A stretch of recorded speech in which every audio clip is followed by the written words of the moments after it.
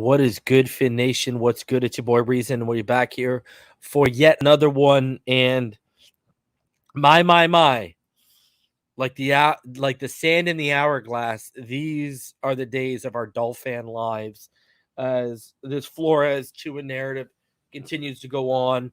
More stories continue to come out about Brian Flores that are not very flattering by any stretch of the imagination. You know, um, we're going to talk about some of those. We're going to talk about, I'm going to rank all the candidates, and I've sprinkled in a few names. All the candidates they've requested interviews with. I've sprinkled in a few other names. I'm going to rank them because there's a couple guys on that I've heard that I wouldn't even touch. So we'll talk on that. I'll go in depth on all guys, and I'll show you guys what I'm talking about. We'll get into all that. And then, uh, I mean, there's some good news. PFF announced its all rookie team. We'll get into that. A couple Dolphins on that list. Yeah, and pretty much, I'm warning you all. There's going to be one person. If you've been following me on Twitter, going to be hyping up to all of you guys. So be prepared because I'm going to be hyping up a certain person. So, we'll save the coaching stuff for the end because I may open it up for just a little bit after I give my coaching rankings. So I'll keep it fresh in everyone's mind for if I do open it up. With that said, I'm just I'm sitting back. I'm looking at all this stuff going on right now, and check out the homie Anthony. He's been up here before. He runs the Fin Sports Football podcast. If you follow me on Twitter, go check it out. We had a conversation last night. It comes up. New episodes of Fin Too Deep and the Finish Line will be dropping tonight after this show is done. So they'll be up for you guys. If you go to bed after this show, it'll be up for you in the morning for you to check out on all streaming platforms. Me and Neil's conversation, then my conversation with Ball Game, and of course the legendary Richmond Webb. All that stuff will be up there. That'll be up there late tonight. And if you are sleeping, it'll be up early in the morning, first thing for you on your way to work, wherever you go. And remember, Fin Too Deep and the Finish Line are available on Apple, Spotify, all major streaming platforms. All right. So all that out of the way, go check it out. Cause I had some conversations, because I know people have been like, oh, this PED story, man. Well, you gotta understand. I'm gonna tell y'all one time and I'm gonna be done with this. Cause I'm at the point right now where I don't have to verify Jack Bo Diddley to anyone. Okay. No one was on the X story like me. I mean, let's be honest. No one was on Eichenberg starting when Jackson was hit with COVID to start the season. But me, but your boy. Will Fuller. People tried to jump down my throat. Looks like your boy was right about Will Fuller in the end too, wasn't he? That's what it seems like it was to me. Like I've been so on point with certain things. I've been giving people. If you've been following me on Patreon, you've been hearing about Brian Flores behind the scenes. Like you've been hearing about it. So that's why my patrons, they were shocked the move happened, but they weren't surprised as to the stuff they're hearing right now. That's why my patrons, when they heard the PED story, they knew what was good. They knew it because they had seen the trends and the patterns. Because I had talked about not just issues with Tua, I talked about issues with other players. Like if people go back to when I was talking about the X stuff, remember, first of all, I've been telling y'all the whole time. What have I been saying? Whoever Jason Lackenfora has in that building is spot on. I've been saying that. Remember? I went live when the report came out about Flores being on the hot seat. I went live about that stuff. Okay? And I was telling y'all this guy's been on point. He called us, wanted to trade back and get one of the Bama receivers the morning after the Deshaun Watson allegations hit. And he said some information about the Eagles trying to trade for Deshaun Watson that I got passed off to me the night before, and he was the first public, media outlet to post it, and he posted it, and I was like, oh, like this guy, whoever he's got, is plugged in, and he's been plugged into us pretty well. And I mean, people owe that man an apology. They tried to remember the same way people are treating me for this PD story are the same way people were treating Jason Lackenfora when he said Flores was on the hot seat. And the problem is Richmond Webb, EM Dolphin fan, Sorty, okay, multiple other people. So some guys from 3 yards per carry, Alf, okay, Dougley do wrong. All these people know who my source is and the receipt. So they ain't gonna say nothing to anyone. They're not gonna put it out there publicly. And you know why I did that? To cover my ass. Because the thing is, if everyone broke into my house, if a crazy Dolphin broke into my house with a gun in his hand and he said, "Show me receipts," your boy would have receipts. Your boy has receipts. And I got witnesses to the receipts too. So, I got levels to this, all right? So, people don't have to believe me. That's fine. But I'm not blowing smoke out of your ass. Why would I put my credibility on the line with that type of story? Why? That makes 0 sense. When I'm an up-and-coming Dolphin YouTuber and respected mind in this community, why would I put all that on the line for a story like this? Why? What sense does that have? Unless I got told it by someone very credible, right? Just saying. So I'll double down on it all day, man. I'll double down on it. People didn't listen to my full thing. People didn't listen that there's another South Floridian reporter that knows this story.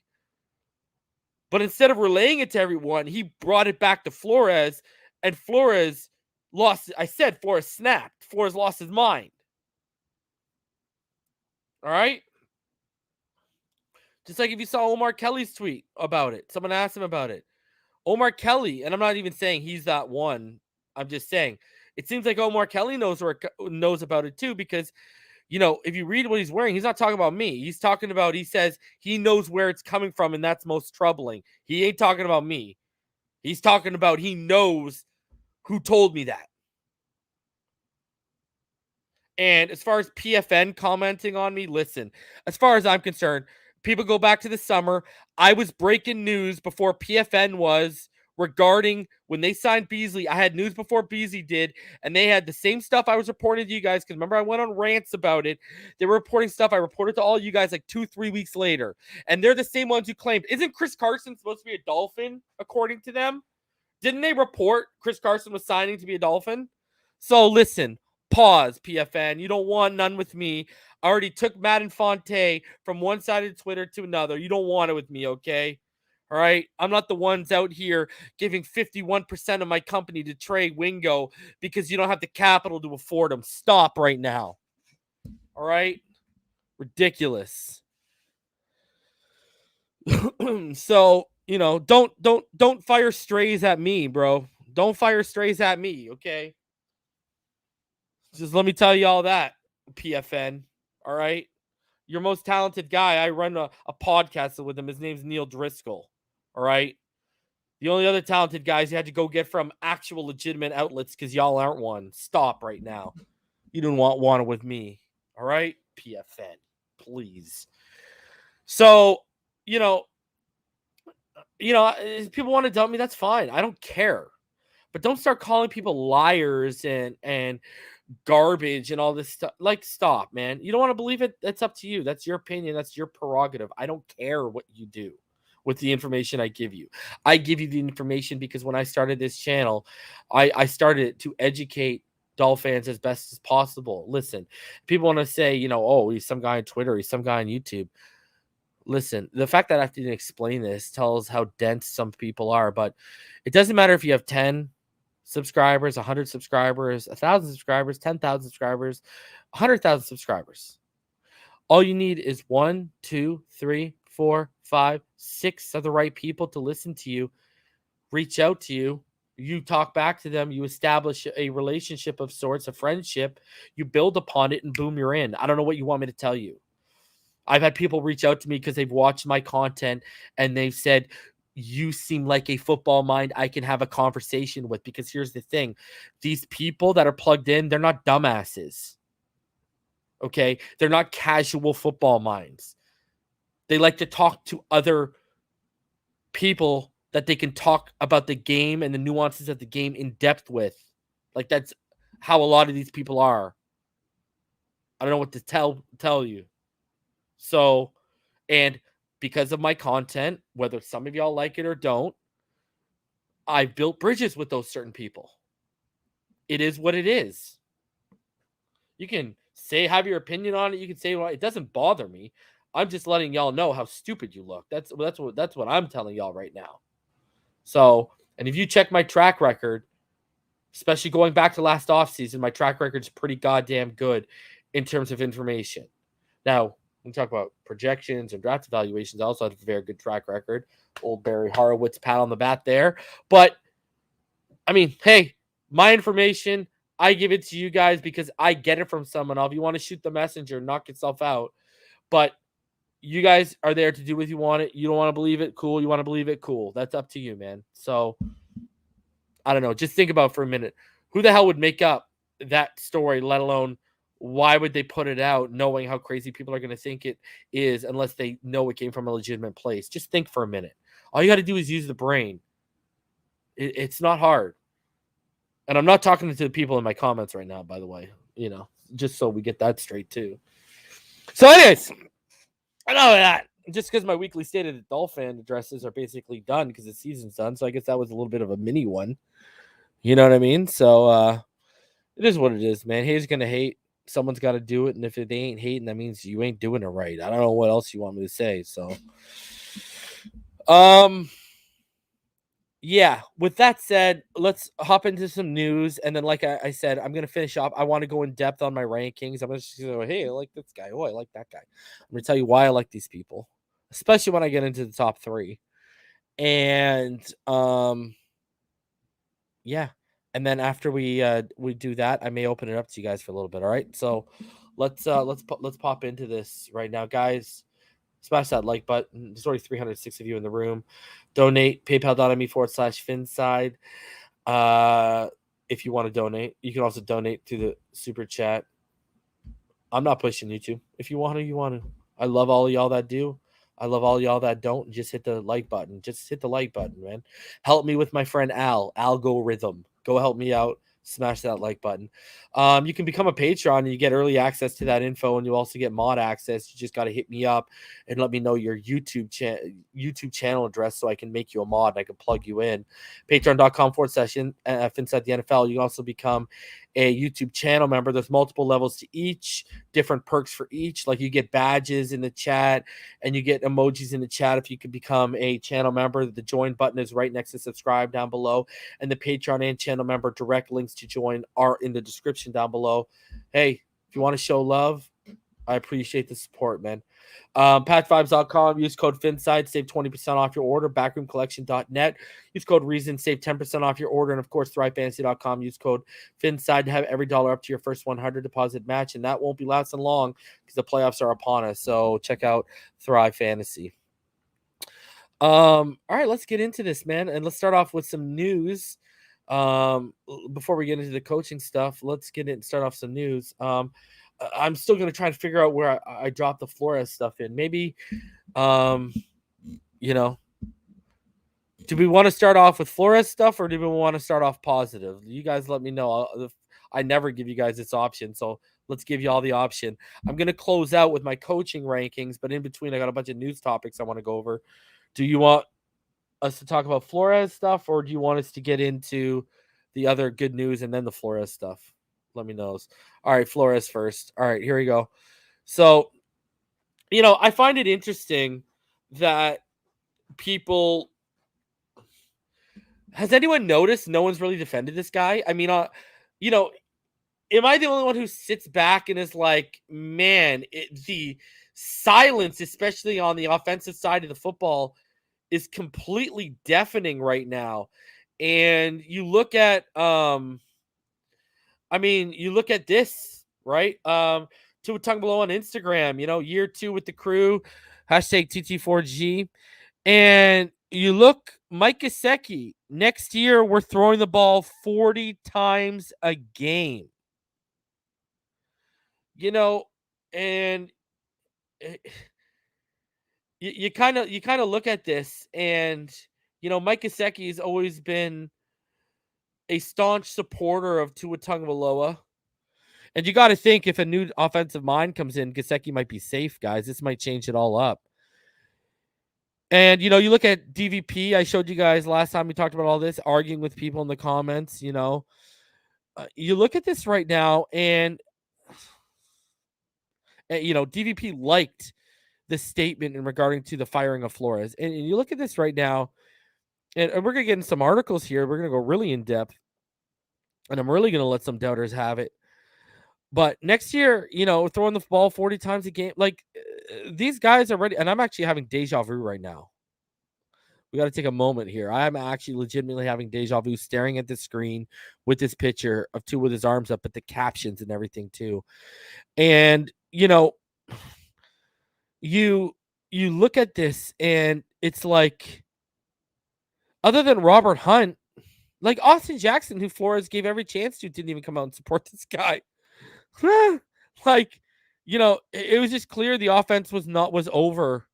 And I pointed out, now does it make sense why Mike Gesicki, when he was asked if they had a bad weather game plan, why he said no, and it sounded like a guy who was checked out and just being honest. Now does it see why he threw them under the bus a little bit? Just saying. I'm just saying.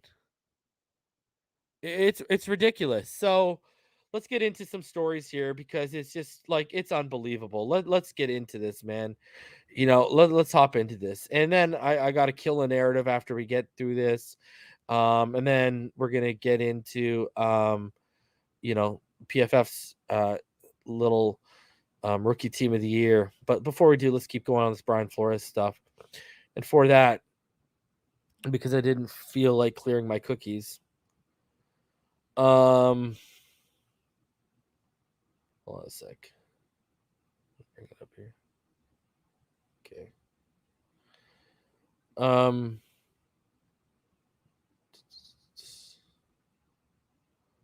Why are you doing this?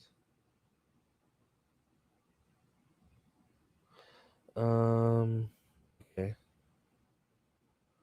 A lot of sec, guys.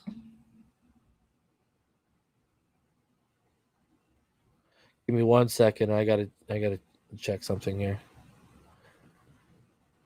Didn't know that was going to be an absolute issue, but here it is. All right, let's fix this. Give me 1 second. Stick with me here.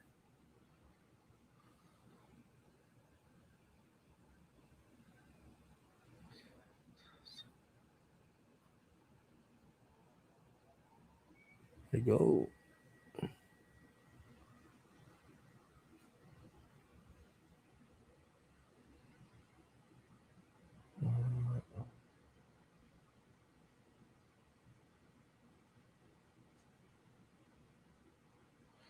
Oh, gotcha.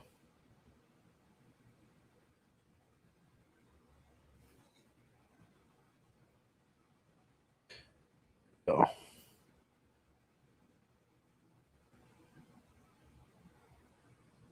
I am fixing it right now, people. Done. Fixed.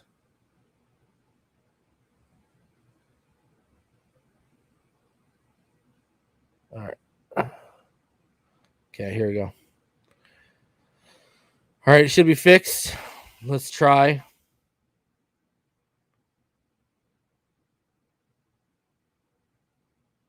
apologize. I had no idea it would do that, but here we are. Oh, it's asking me to restart my thing. Okay, so let's just read it. I'm just gonna read it to you guys. I could put it on the screen, but this thing's being an absolute bitch right now. So let me see if I do it this way. Hold on. Yeah.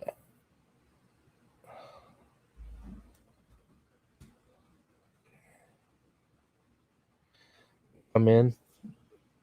Give me 1 sec, guys. Let's see if this fixes it.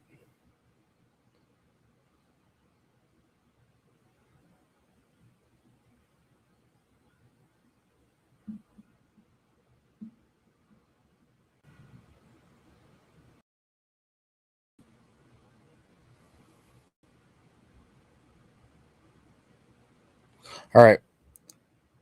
Jeez, like, yo, Max, I'm telling you, Max are a different breed right now. All right, let's see if this is going to work now. Max are a different breed, people. I'm telling you. So finicky. All right, let's see if this works. If this don't work, then I don't know what. Then we're reading it, all right? Yeah, we reading it. We reading it. All right.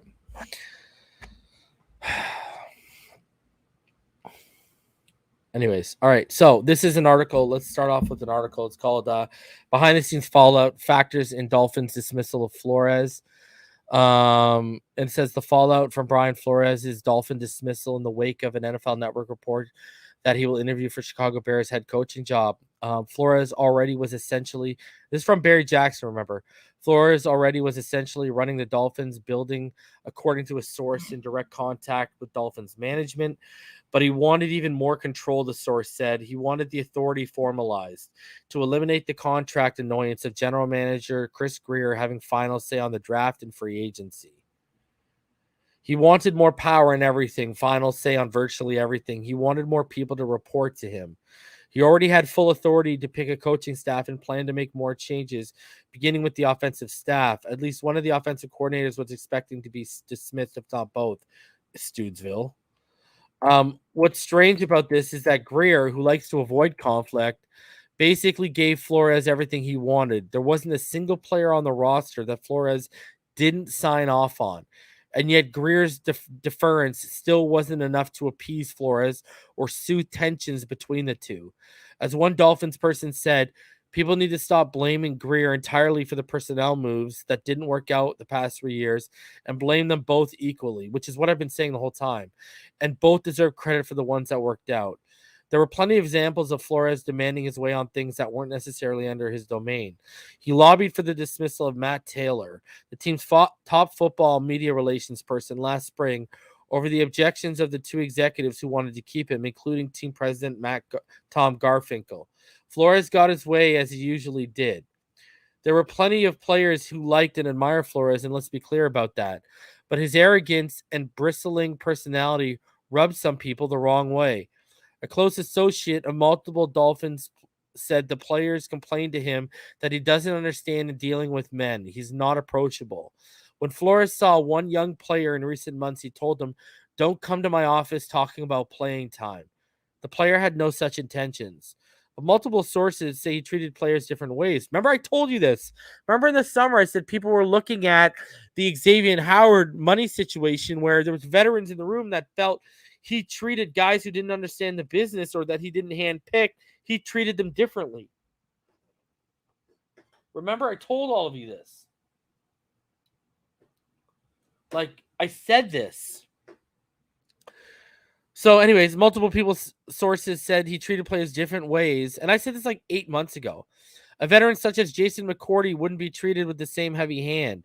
He was stern with some, but joked around with some guys, a source said. It was hard to read him. One veteran complained that Flores would pass him in the halls and never say hello, never even acknowledge his presence. He asked his friend why he wanted to work in a place like this. Some players were puzzled by Flores' livid reaction to media stories.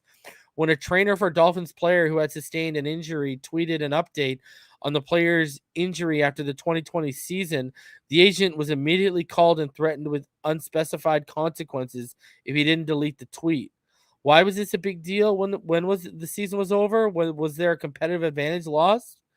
Other players were threatened with consequences if they revealed their injury status to reporters. When a story leaked out about a potential offensive line change, Flores stormed into the meeting room and demanded to know who leaked it. Nobody said a word, but that was his primary concern that morning. As for and that might have been me leaking out the Eichenberg thing. As for the relationship with quarterback Tua Tagovailoa, a source confirmed that angry words were exchanged during the Tennessee game. As two media outlets have reported, Flores was furious with how Tagovailoa was playing and let him know. Tagovailoa resented Flores' tone and his way of talking to people. What did I tell y'all? But a very close associate of Tagovailoa said their working relationship was generally fine and that Tagovailoa doesn't dislike Flores, which I've heard, joking that their dynamics were good enough for Tagovailoa to send him a Christmas card. That source said the two men could have continued working together and that the Tennessee incident wasn't uncommon in the NFL during the heat of a poor performance. I've asked someone who has worked with both Greer and Flores why Greer keeps surviving, but the coaches like Gase and Flores take the fall. That source said Greer has aligned himself with Garfinkel, who has Ross's ear. And Greer's ability to get along with people and be a good soldier carries weight with owner Stephen Ross. Greer is also respectful to the owner. An unidentified person leaked to local columnists after Flores' dismissal that Flores disrespected Ross, but I have no corroboration of that. A similar story was planted after Gase's firing, suggesting that Gase blew off Ross. That's important to Ross, perhaps more important than Greer's and Flores' personal mistakes during the past 3 years. Ross believes that Greer has upgraded the roster significantly and is fine with overlooking the mistakes, including the selection of Harris over TJ Watt, Igbenogany over a running back, and Tagovailoa Justin Herbert decision. Again, Flores was involved in the Igbenogany and Tagovailoa decisions and on board with both. But it's easier for Ross to keep long-term employee with pleasant demeanor, the one who treats him royally, than the only one that's perceived as difficult to work with, which is Brian Flores. What about a CBS report that Flores preferred Herbert over Tagovailoa? Flores has told NFL people he's a height, weight, speed guy, which led to speculation that he preferred Herbert. But a league source insisted both Greer and Flores were on board with drafting Tagovailoa, who was Ross's preference. Ross didn't order them to pick Tagovailoa, however. So that's counter to what I was told. So there you go. Like many from Bill Belichick coaching tree, Flores prioritized secrecy. He called me fuming one day in 2020, called Barry Jackson, when Barry reported 20 hours before game time about the likelihood of an offensive lineman entering the following day's game against Arizona in the second quarter. He was livid and insisted that nugget of information could help the Cardinals strategically, though I didn't understand why, because the Cardinals knew that lineman might play. That said, he was always respectful and civil with the media. The above anecdotes might suggest that Flores' dismissal was justified. To be clear, the view here is that it wasn't. Flores made mistakes in staff hires, especially with his 2021 offensive coordinator as offensive line coach, and he has only himself to blame for not fostering a better relationship with Greer, but he generally maximized the talent on the roster, which is the top priority of any coach. I'm not sure how many coaches would have expected 5 wins from that woeful 2019 roster, and the 19-14 record the past 2 seasons was the high end of that roster ceiling. Well, look at 19-14, but what's his record with Tua compared to his record with Brissett and Fitz? That's a winning record because of Tua Tagovailoa. Let's call it spade a spade. If Ross wants to fire him for not making the playoffs in 3 years, or his role in bad personnel decisions, or his coaching staff missteps, that's one thing. But firing him because of communication and collaboration, the 2 factors Ross cited publicly, Barry Jackson says it's dumbfounding. The move is stupid. I'm pissed off about it, said Marcus Spears. Ryan Clark, who the hell are you going to get? Is he going to motivate the locker room? Is it a quarterback whisperer? The team fought through adversity. Who is the upgrade? So there's obviously so many people going back and forth on this. And I mean, it is what it is. I don't know what else to say. Like, obviously how you conduct, the high character that Flores kept preaching, he obviously wasn't practicing what he's preaching, but that high character meant something to Ross, Garfinkel, and Greer, and he's gone. Don't know what else to say. I mean, yes, it came down to you could be a great coach, but he still hadn't proven he's a great coach. I mean, the special teams regressed this year under Flores. The defense in that 1-7 start, especially in zone, was woeful. We can pin the Jags loss on him. We got outcoached by Obermeyer. The Atlanta game, Tua left the field with the lead, and his defense started to play zone against Pitts. We got chewed up. Brissett's woeful performance, that was Flores' guy who fell flat on his face. I mean, a lot of those losses we're stacking up can be tied back to Brian Flores. Sure, there's other contributing factors, but I'm saying a lot of them, Brian Flores does shoulder quite a bit of weight. And Ross is 81. I mean, people have come up here and talk about how much he wants to win. That's why he wants Watson right away. Well, maybe he saw that this team was regressing and he wants to win, and he said, I can't afford for this team to regress, and you're not the people person that I want you to be, so goodbye. Only Stephen Ross knows and can answer those questions. People just need to, it is what it is. It's over. So there was another article from Greg Cote, and he said this, and it's about Brian Dabble. It's called "Why Brian Dabble Key to Unlocking Tua is Dolphins' Best Way Out of Coach Mess They've Made." It says the Miami Dolphins are doing more than searching for a new head coach at the moment. They're trying to dig themselves out of a public relations mess over the crazy, sudden, and unpopular firing of Brian Flores. It is quite remarkable that Dolphins owner Stephen Ross, what they've accomplished, because coaching changes almost are always universally cheered by fans. It's the easiest, most safely popular thing a club can do in the age of impatience. Never satisfied with what's next, fire the coach. The Bears firing Matt Nagy was anticipated for weeks. Giants fans are in parade mode over the dismissal of Joe Judge. But Flores now, after he authored Miami's first back-to-back winning season since 2002-2003, didn't make sense and never will. And yes, I've heard the reports about the supposedly toxic work environment Flores created in a supposedly stubborn nation. So Greg Cote says, yeah, so what? He was a pretty bad post-game quote too. Who cares? He won. He was good. He was a leader, admired by players. I wouldn't go that far, Greg. The best coaching hire by a lot in Ross's 13 years. I will agree with that.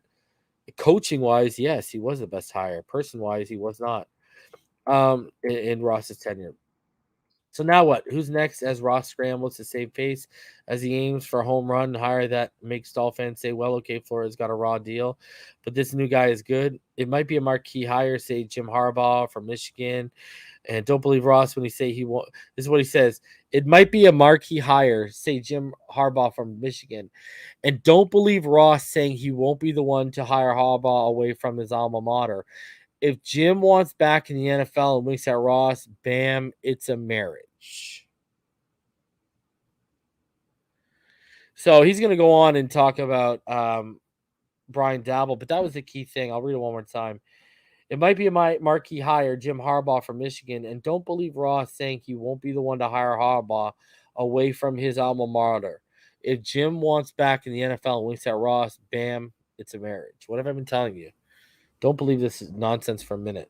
I'm telling you right now. So on Dabble, it's going to say, or it might be a higher, less on a star wattage, but more fine-tuned and strategic, say Brian Dabble, the Bills offensive coordinator. Dabble's 46, has become quite the hot new name in the head coaching searches.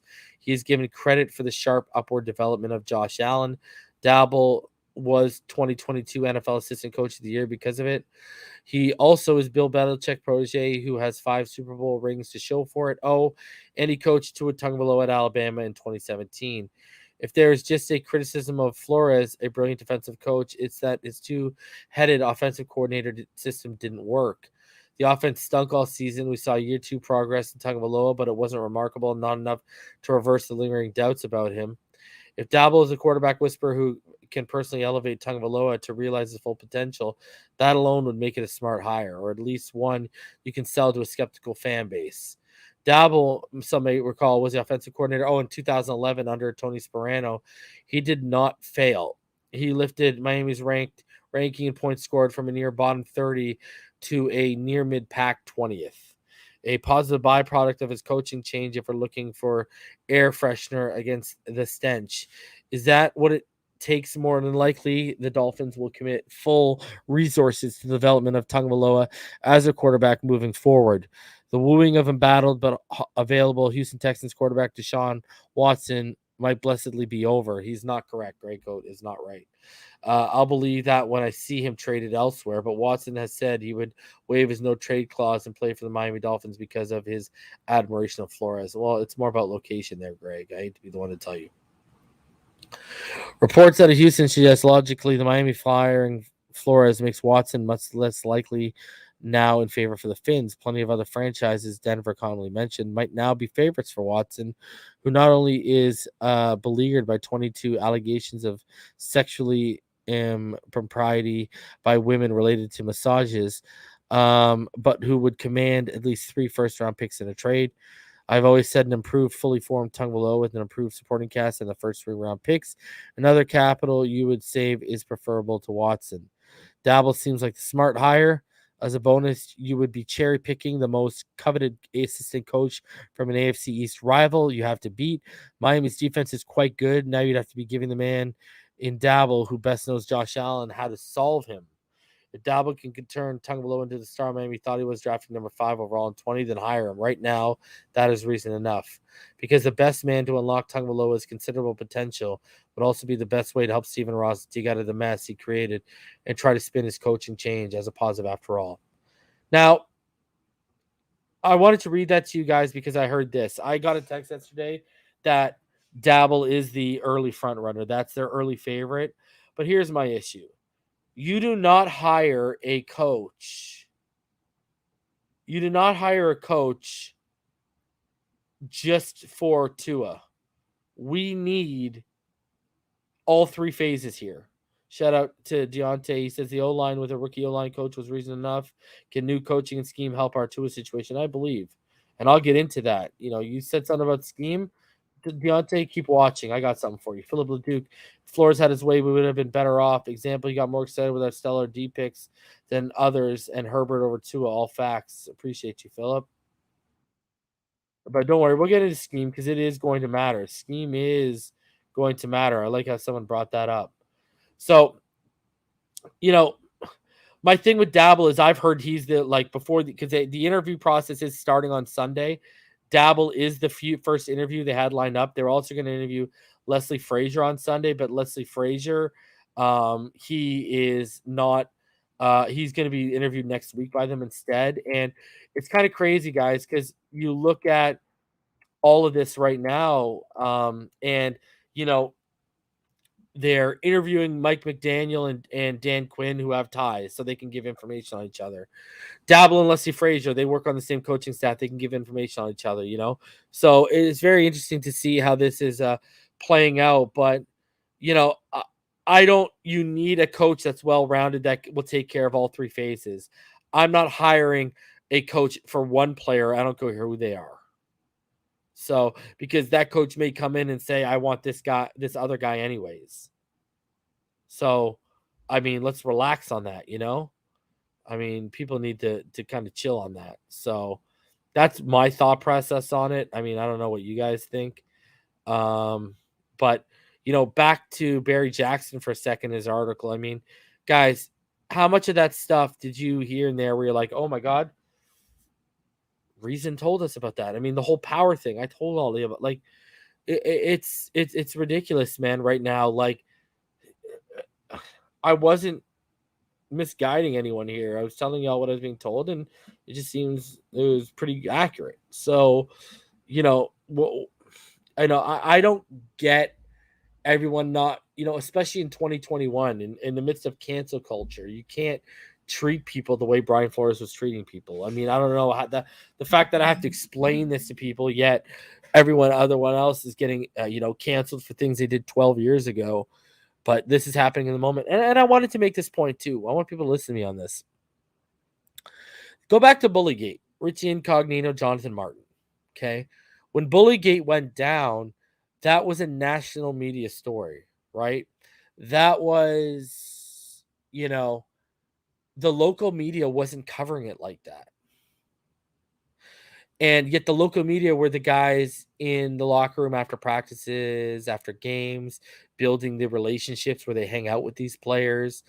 And yet the national media was. Now, what does that tell you? That tells you that these local media guys, they weren't seeing it going on, and that it was going on, but it was like, it wasn't something being done in front of the local media. Like they didn't see it for themselves, right? And yet those text messages and all the stories, when it got leaked in the national media, it took someone leaking it to the national media for it to get picked up because the local guys weren't privy to it. And yet they're the ones who are around them all the time.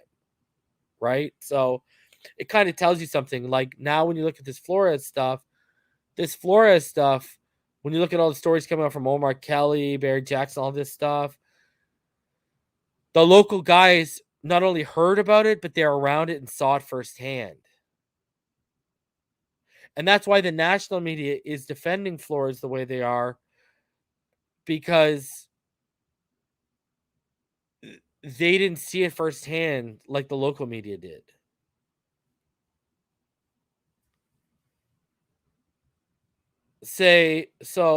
I mean, that's when you look at this situation, that's what's going on. Like, the locals reporting it to the level they are shows that where the validity is right now. So, yeah, let's continue on. I know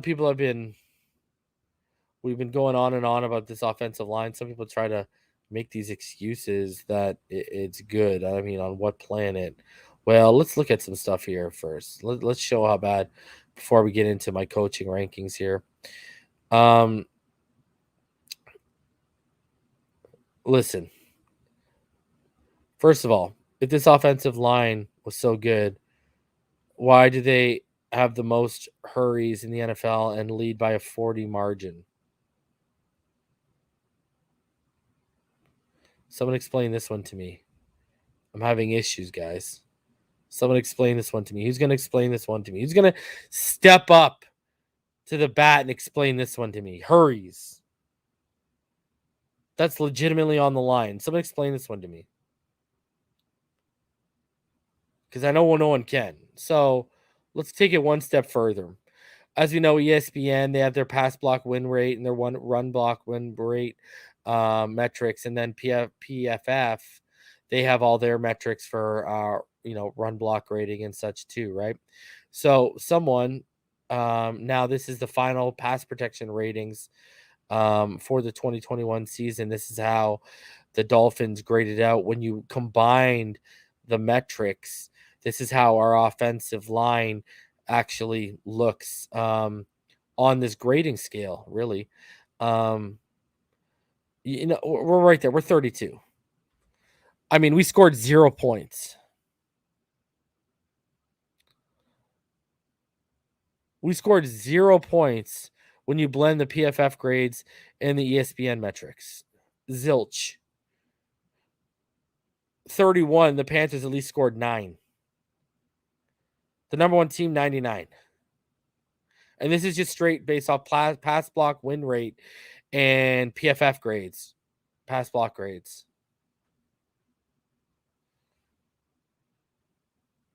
Like, this is brutal. And people are trying to tell me that this is good. People are trying to make an excuse for this. When our pressure numbers dipped when Tua came back because he was getting the ball out majority of the time in under 2.4 seconds. Stop, man. Like, this isn't even a conversation to be had. The metrics and the analytics do not line up with you. And if you're trying to get them to line up, you're cherry picking. People want to say, oh, from week 11 to 16 or 17, they're one of the best in the league. Okay, first of all, 3 of those games, we got the ball out in like 2.32, 2.33 seconds. One of those weeks was a bye. So there's 4 weeks off. Are we really having this conversation? Like, this offensive line is not good. Stop making excuses for it, especially when an offensive guru is about to walk in here and he's going to send some asses packing. Stop making excuses for it. For the same people that want to say people make excuses for Tua, keep that same energy with the offensive line. The offensive line, they've got far less reason to make excuses for than Tua does. At least Tua's flashed. The only one who's flashed on our offensive line is Robert Hunt, but there's 5 guys. Give me a break. The biggest bust out of that, the closest thing we have into a bust out of that draft that's still on this team, that 2020 draft, is Austin Jackson. All right, like, let's be real here. Well, sorry, my bad. I apologize. Let me take that back. Noah Igbenogany. I can't believe I forgot about him. I'm already in the mode that Noah Igbenogany is not going to be on the team next year. That guy's going to be sent packing, bro. That guy's going to be working at a Wingstop in 2 months. All right, so let's kill that, and then let's get some positive news before we get in to all the coaching stuff and the coaching rankings and all that stuff. So let's get into PFF and let's get into they're all rookie team this year. Because we got a couple Dolphins on here, baby. We got a couple Dolphins, and I love every single minute of it. So Trevor Lawrence somehow made it. Zach Wilson, but you see where they're ranked. You look at Jaylen, Waddle, Jamar Chase. Yes, I was wrong about Jamar Chase. I take that one on the chin. Look at this. I want you. Woo! Y'all ready for this? Are y'all ready for this right now? Okay. Let's talk about this right now, okay? Let's talk about this right now. Jaylen Waddle, ranked 19th out of 133. Love it. Every single minute of it. Live for it. Feeling it. Okay? And that's all qualifying receivers. That's at the position out of all qualifying players, right? Penei Sewell. Are we going to have the conversation, guys? All the people that were coming in my comments trying to crap on me for Penei Sewell. Are we about to have the conversation right now? 6 out of 44. He graded as the 6th best right tackle in football, according to PFF. Are we ready to have the conversation? Because Rashawn Slater, I mean, he ranked as the 6th best left tackle. So they were respectively 6th best both at each other's position. Now, Rashawn's grade was a little bit higher. But are we guys, remember, people were trying to tell me Penei Sewell could not play right tackle. Do you remember this? And you don't even got to look at the grades here. Screw the grades out. Go watch the tape.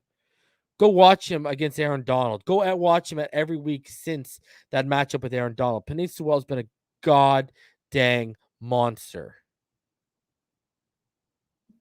I'm sorry. We ain't gonna have the conversation with Creed Humphrey is too painful to have right now. So I don't know, man. You look at I don't believe in PFF's grading system, but Penei Sewell, all these people trying to tell me you couldn't make it the right tackle. Go watch him when he got his legs under him this year. Penei Sewell was killing people out there. And remember, everyone, Greg Rousseau pulled one move on him in the preseason. Everyone wanted to praise Rousseau and kill Penei Sewell. Where's Rousseau at? What happened to Greg Rousseau? Everyone's trying to tell me this guy was going to be a beast. Who ended up being better? Jalen Phillips or Gregory Rousseau? Answer me that question. Answer me that question. So, I mean, Jaylen Waddle, we still got it right, but by the sounds of it, if they would have taken my tackle, we would have just been just as right. We would have been just as right. Shout out to TD for sending people over here. So, I mean, fantastic stuff, Penei Sewell. But you see, Jaylen Waddle, he goes ahead and he makes the all rookie team. And then when we continue down, they go into the little descriptions of them. And this is what they said about Waddle. Waddle hasn't gotten the same kind of fanfare as Chase, but he's had an extremely impressive rookie season, operating in a Dolphins offense limited by one of the NFL's worst offensive lines. And this is where the frequency of area against the league average. So you see above average in the middle. He's above average in the middle. And then he's above average from, behind the line of scrimmage too. So, all right. And then it continues on to say, Waddle hasn't nearly run as many of those intermediate to deep routes over the middle of the field. Because you see, this is, if we go up here, this is the offense. This is all the routes. So by Jaylen Waddle, right? Like he's not even beyond the 20 right there.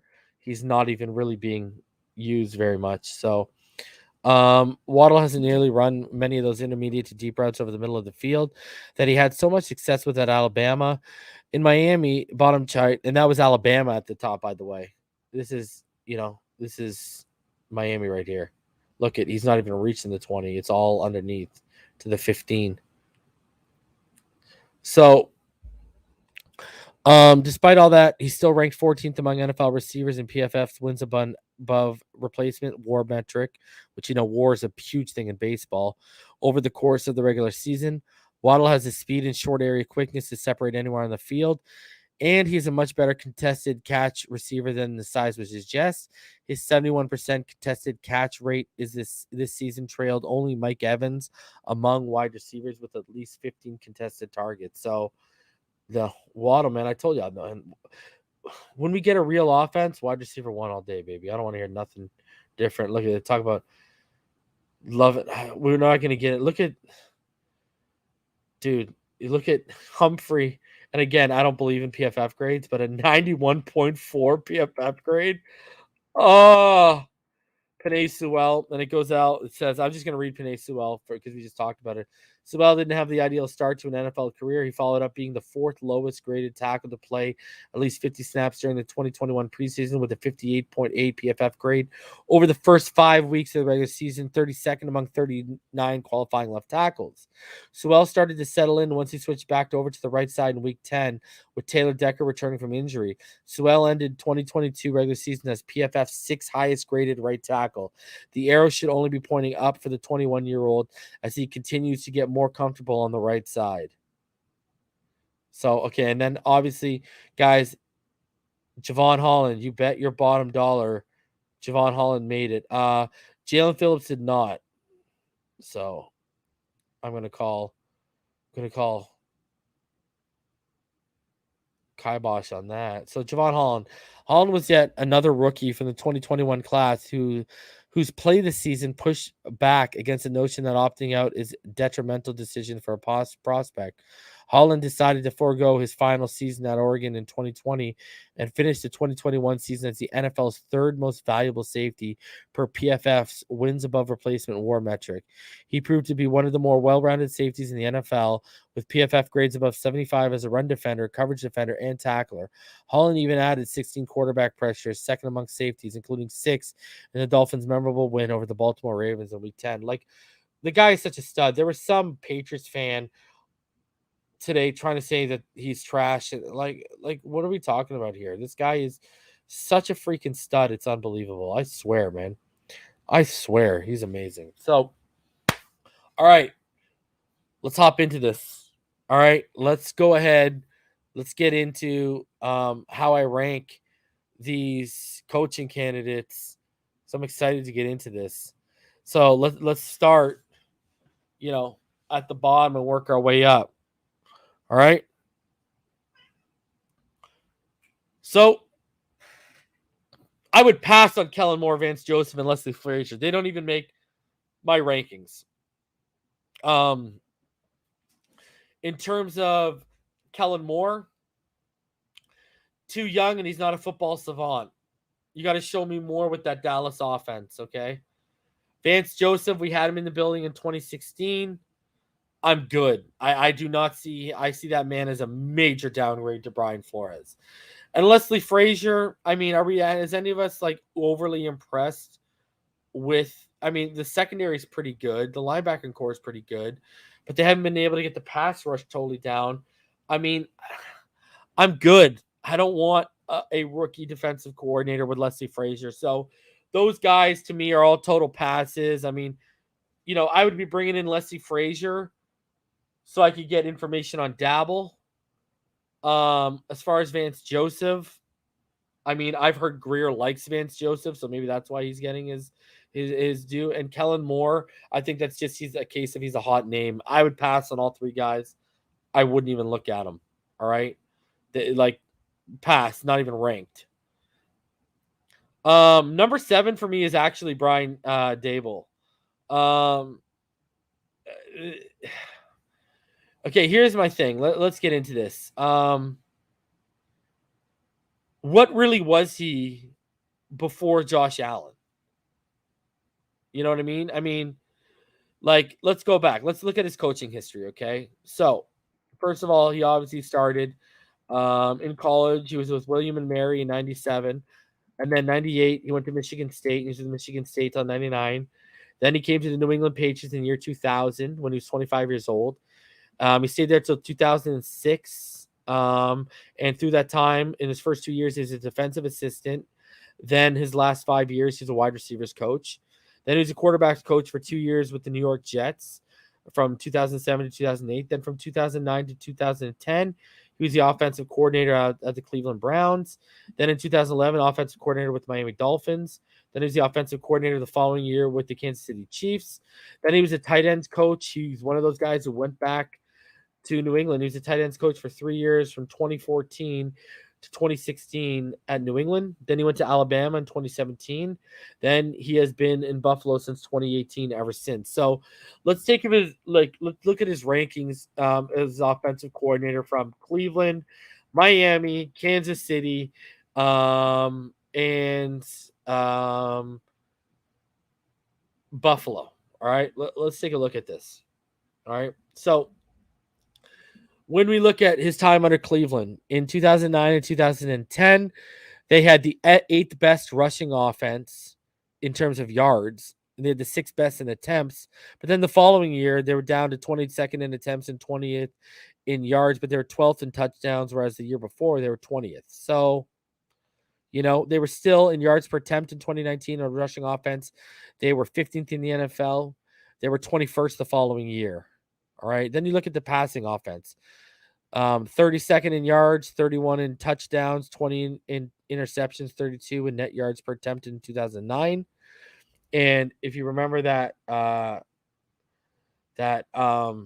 then in 2010, they were 29th in yards, they were 30th in touchdowns, and they were 19th in interceptions. So obviously we're looking at that. Nothing spectacular by any stretch of the imagination in Cleveland. Kind of rough sledding, if you want me to be honest with you. And his quarterbacks that year in 2009 were Brady Quinn and Derek Anderson. Now when we go to 2011 in Miami, and if you remember, the Dolphins quarterback, of course, in oh man, I can't believe we're going down here. In 2011, I believe it was Matt Moore. I want to say it was Matt Moore that year. Could be wrong, but I'm pretty sure it's Matt Moore.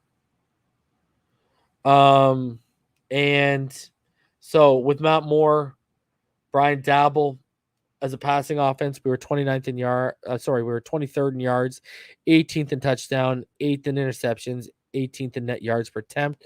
As a rushing offense, we were 11th in yards, 19th in touchdowns, and we were 15th in yards per attempt, and we were 6th in attempts.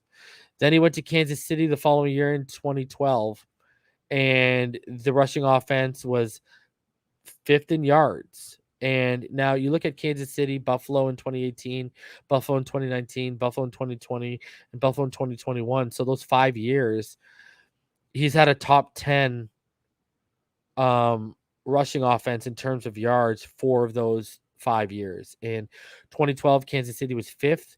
In 2018, Buffalo was 6th. Was 9th. In 2019, they were 8th. In 2020, again, they dropped to 20th. And then this year they were 6th this regular season. So the guy gets it done with rushing. Now, this year they were 7th in rushing touchdowns, and that's his first top 10 performance in the time. The closest he came to that was 2018. He was 11th. You look at passing offense. So, in Kansas City, again, similar to Miami and Cleveland, 32nd in yards, 32nd in touchdowns, 31st in interceptions, 31st in net yards attempt. And then his first 2 years in Buffalo were rough. 31st in yards, 32nd in touchdowns, 31st in interceptions, 31st in net yards per attempt.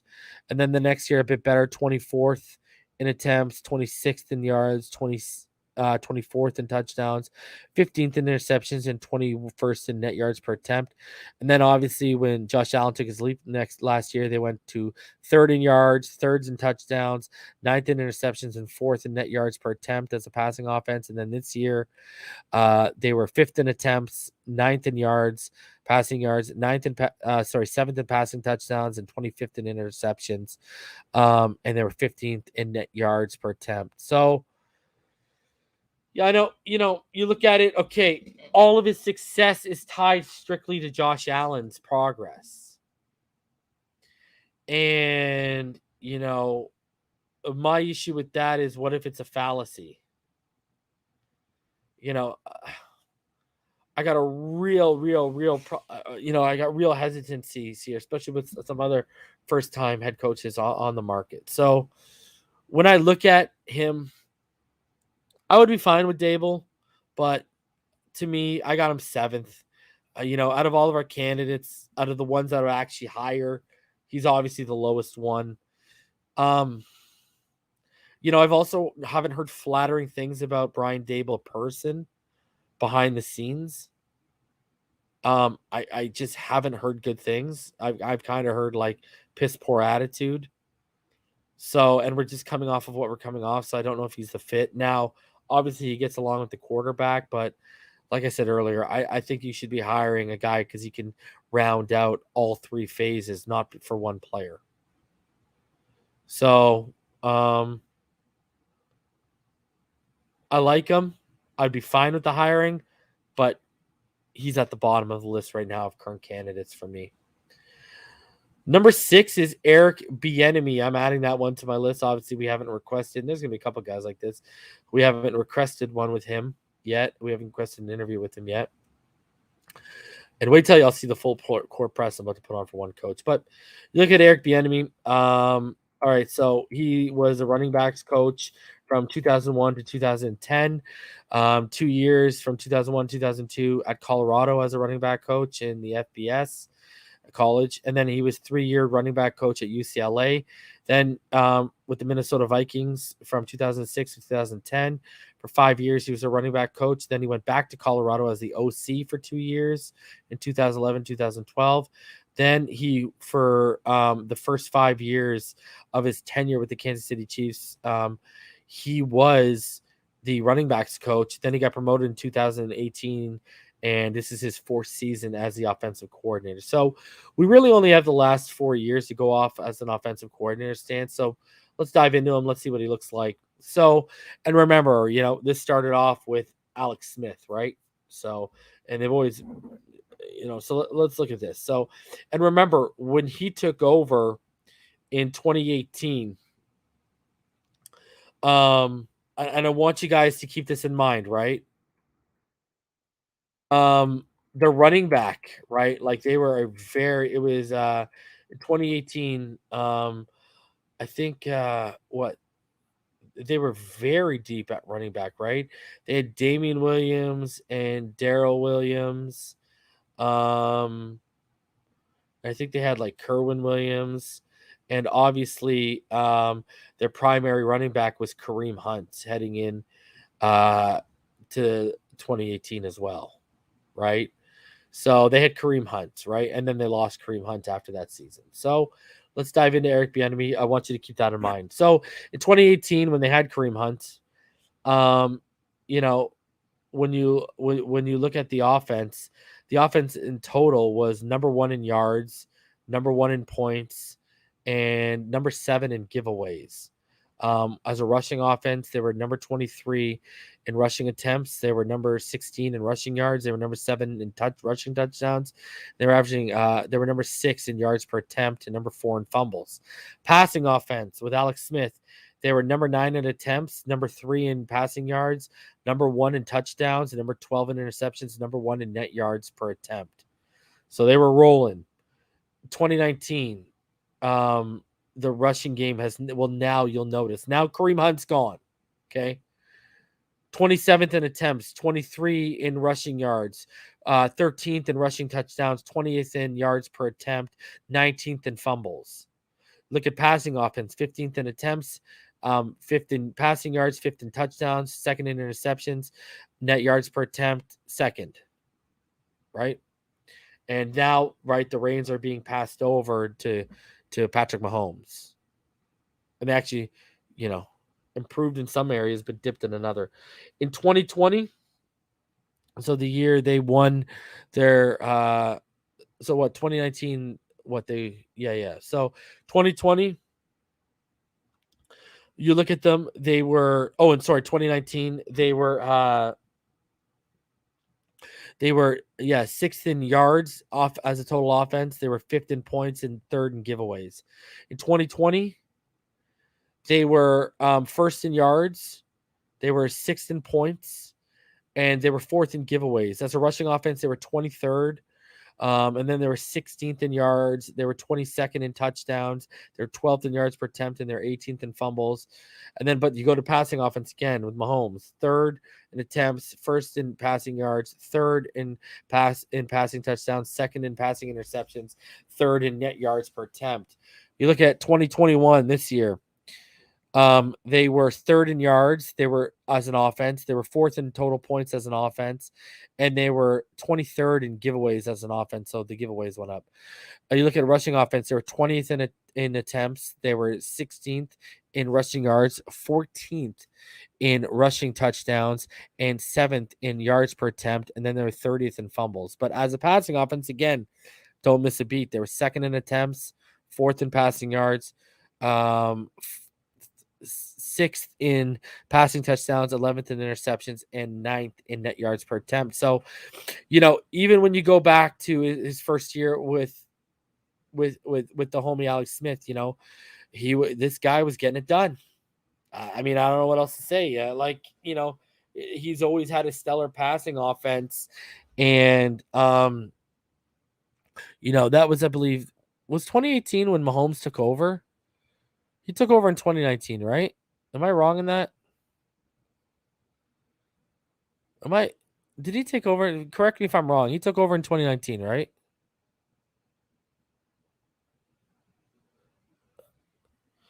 And the issue with Bieniemy is, one, I've heard that, we know from last year, right? I wanted Kafka, right? Apparently Kafka and Andy Reid are the ones in NFL circles that get a lot of the credit for Mahomes' success. You know what I mean? So he gets all, like, he's kind of caught in the limbo there. You know what I mean? Like, he's not even the play caller. Andy Reid is. Now, he has called plays, but nothing Andy Reid approves of everything, right? So, I think Bieniemy can be a good coach. Someone's just going to have to give him the shot. And at the end of the day, he was around winners and he saw how winners operated. So, you got to think, for the same reason people hire all these Belichick disciples thinking it rubbed off, you got to hire Bieniemy for the same reason. I think it's a travesty he doesn't have a job right now. So, yeah, Eric Bieniemy, I got him number 6 on my ranking. I'd be fine with it. Number 5 is Doug Peterson. Yes, I got a Super Bowl winner this low. Go in on me. Knock yourself out. I'm down. Go do it. Go come for me. My issue with Doug Peterson is, again, what I've heard behind the scenes. But let's get into Doug Peterson. As you know, he backed up. Dan Marino as a this man backed up Dan Marino in 93. But the things that I've heard about Doug Peterson, I've said some of them on this show. The issue with him is, toxic levels with the Wentz stuff. And what I mean by that is, I heard, in the team meetings when they were going over the film and stuff like that, and the whole team was there, he'd point out stuff Wentz did wrong, and Wentz would say to him, "Oh, don't worry, Doug, I'll get him next time." Malcolm Jenkins hated Carson Wentz. It got so bad. Carson Wentz didn't respect anyone except Frank Reich that came through there, and he basically let everyone know it. Like he just allowed that toxicity to fester. It was just a crazy situation. I heard stories about him having meetings and phone call conferences with his coaches, trying to figure out how they could get the team to like Carson Wentz. Instead, you could have just moved off the guy. You know what I mean? So, but I mean, hey, one of the most successful RPO coaches, or arguably the most successful RPO coach, and again, under the Andy Reid, right? He came out under Andy Reid in Philadelphia as an offensive quality control guy in 2009, 2010. Then he became the quarterback's coach 2011, 2012. Then he was the offensive coordinator under Reid for 2013, 2014, 2015 in Kansas City. Then he left, and that's when Bieniemy got put up. And then he became the head coach in Philadelphia from 2016 to 2020. Obviously, it didn't end well, but let's get into it. So we'll go over his years as an OC first. And then we'll get into his head coaching stuff. So when you look at his offense in 2013, 2014, 2015, right? With Alex Smith in 2014, 2015, they were the number 2 in passing yards, number 9 in passing yards in 2015, number 2 in 2014. They were 6th in passing touchdowns in 2014. They were 15th in 2015 passing touchdowns and interceptions. In 2013 they were 3rd, in 2014 they were 30th, and then in 2015 they were 2nd. You look at 2013, they were 24th in attempts, 25th in passing yards, and 14th in passing touchdowns. And then rushing the football. In 2013, the Kansas City Chiefs were 22nd in yards, but 11 in attempts. They were 18th in 2014 in attempts and 28 in yards. Then in 2015, they were 7th in attempts, 8th in yards, and they were 5th in touchdowns, because even when they were 28th in yards or 22nd in yards, when they're 22nd in yards in 2013, they were 6th in rushing touchdowns. When they're 28th in rushing yards in 2014, they were 1st in rushing touchdowns. And in 2015, the reason why you're seeing such a big increase, right? In that running room was because Jamal Charles was a goddamn beast that year, right? Jamal Charles was out there killing it. So 2015 was when Jamal Charles was popping off, baby. So and then when you look at like just their overall rankings, so in 2013, they were 21st in yards as an offense. They were 6th in points, and they were 2nd in giveaways. In 2014, Kansas City with him as the OC was 25th in yards, 16th in points, 4th in giveaways. When you look at 2015, they were 9th in points, the run game, right? 27th in yards and 2nd in giveaways. So as an offensive coordinator, he found balance, So anyways, 2016, he heads to Philadelphia, and this is where we get to him as a coach. So his first season, he was 7-9. And when we look at the offense, hold on a sec here. Snap diggity. I was looking at it wrong, man. They gave me the defense stuff. Let me correct myself. So I'm going to give you the numbers from 2013 to 2015. This chart. As a rushing offense, what's going on here? I can't believe they added on the defensive side when he's an OC when they shouldn't have. I was reading. I gave you their defensive numbers. I apologize. So I'll go over this real quick. As an OC, in 2013 and 2014, they were the 10th in yards both years. In 2013, 2014, 2015, they were 15th, 16th, and 12th in rushing attempts. And they were 6th in rushing yards with Kansas City in 2015. When you look at attempts, they were 15th, 16th, and 12th in those 3 years. When you look at touchdowns, they were 5th, 3rd, and 1st in rushing touchdowns. When you look at yards per attempt, they were 5th, and 3rd. And then when you look at fumbles, they were 16th, 19th, and 7th. So when you look at them as a passing offense with him as a coordinator, the Kansas City Chiefs, they were 20th, 28th, and 29th in attempts. They were 24th, 29th, and 30th in yards. They were 15th, 27th, and 26th in touchdowns. And then they were first in interception in each year. They were 24th, 23rd, and 16th in net yards per attempt. Now let's get to the main stuff, the main course. Okay, so 2016, they go 7-9, right? And next year in 2017, Carson Wentz has like an MVP season until he gets hurt. And Nick Foles manages to be the backup. And with that RPO offense, he went 13-3 in the regular season. And then they obviously won the Super Bowl. You look at 2016, the 7-9 record as an offense, Philly was 22nd in yards, 16th in points, 14th in giveaways, 10th in attempts. As a rushing offense, they were 10th in attempts, 11th in yards, and 10th in touchdowns, and 18th in yards per attempt.